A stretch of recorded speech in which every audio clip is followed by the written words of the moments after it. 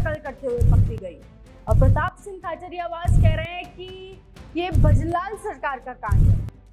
देखिए, अगर कांग्रेस के नेता सूरज को चांद बताने पर उतारू हो गए हैं और ऐसे में उनकी साख पर सवाल उठना बड़ी लाजमी सी बात है, बड़ी जाहिर सी बात है।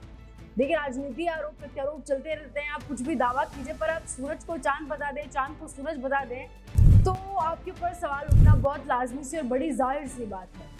देखिए, गहलोत सरकार के दौर में तमाम पेपर लीक हुए, पेपर लीक की बाढ़ ही आ गई, इस बात में कोई दो राय नहीं है। दुनिया, राजस्थान छोड़िए पूरा देश शायद इस बात को जानता है कि किस तरीके से परीक्षाओं में धांधली हुई, नकल हुई, घोटाले हुए, और जिसके सबूत भी आज तक तमाम मौजूद हैं, तमाम लोगों के सामने भी आए, और जो छुपे हुए वो भी आने वाले वक्त में आ जाएंगे। रीट से लेकर पुलिस भर्ती तक हर तरीके का पेपर सीधे गहलोत सरकार से जुड़ते हुए उन पेपर लीकों के तार नजर आए। सब कुछ, सारे सबूत मौजूद थे। आप देखिए ना, गहलोत जी के पीएसओ साहब तक गिरफ्तार हो गए। जितने लोग भी गिरफ्तार हुए वो कहीं ना कहीं गहलोत जी से कोई ना कोई कनेक्शन रखते थे। और मुझे नहीं लगता ऐसा आज तक कभी भारत के इतिहास में हुआ होगा या फिर भविष्य में आने वाले में होगा। जिस गति से गहलोत जी के 5 वर्ष के कार्यकाल में पेपर लीक हुए, कब 20 में से तकरीबन 17 से 18 पेपर लीक हुए, लेकिन खाचरियावास जी अपनी सरकार के कांडों को भजनलाल सरकार का बता दे रहे हैं। वो कह रहे हैं कि भजनलाल जी की सरकार में पूरी की पूरी एक बस नकल करते हुए पकड़ी गई। देखिए, सबसे पहली बात, अगर ऐसा होता तो ये खबर जरूर सामने आती, छुपती तो नहीं। जबकि प्रताप सिंह खाचरियावास जिसकी बात कर रहे हैं, जिस घटनाक्रम का जिक्र कर रहे हैं, उसकी हकीकत क्या है वो आपको बताते हैं।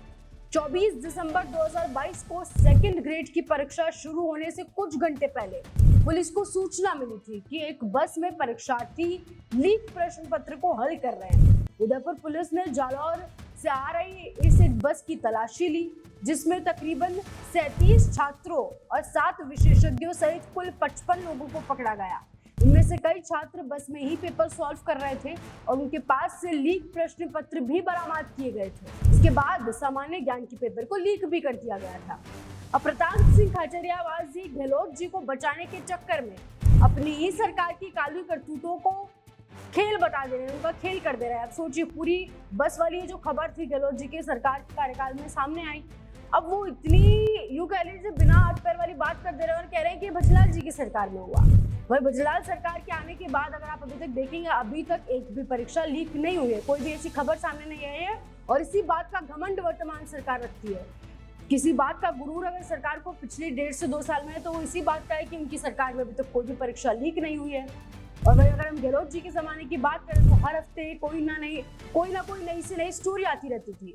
खाचरियावास जी, जनता सब समझ रही है कि आप क्या समझाने की कोशिश कर रहे हैं। आपको समझने की जरूरत है कि आप जो समझा रहे हैं वो गलत है। आपका ये झूठ इतना साफ सुथरा है कि आपके समर्थक भी कहीं ना कहीं शर्मा जाएंगे। ये कह लीजिए वो बिना हाथ पैरों वाली जो बात होती है वो एग्जैक्ट ऐसी होती है। खैर, आप क्या सोचते हैं इस विषय पर कमेंट सेक्शन में जरूर बताएं और ऐसे जुड़े रहें राजस्थानी के साथ।